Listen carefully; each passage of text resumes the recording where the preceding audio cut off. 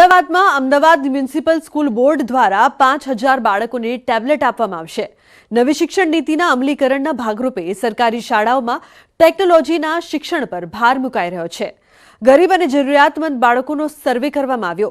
School બોર્ડમાં 400થી વધુ શાળાઓ છે, જેમાં ધોરણ 6 થી 8માં અભ્યાસ કરતા વિદ્યાર્થીઓનો સર્વે કરવામાં આવ્યો। 5000 જેટલા વિદ્યાર્થીઓને આઈડેન્ટિફાઈ કરવામાં આવશે। સરકારી સ્કૂલના વિદ્યાર્થીઓમાં પણ ટેકનોલોજી વિષયનું શિક્ષણ મળી રહે તે માટે પ્રયાસ કરવામાં આવ્યા છે।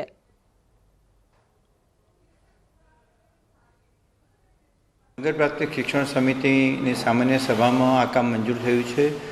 આમાં સર્વે કરેલું છે। પ્રારંભિક તબક્કે અનાથ બાળકોને આ ટેબ્લેટ આપવામાં આવશે। માતા પિતા નથી અથવા સિંગલ માતા છે, અત્યંત ગરીબ છે એવા બાળકોને આ ટેબ્લેટ આપવામાં આવશે। અંદાજે 4 થી 5 કરોડ રૂપિયા જેટલો ખર્ચ થવાની સંભાવના છે।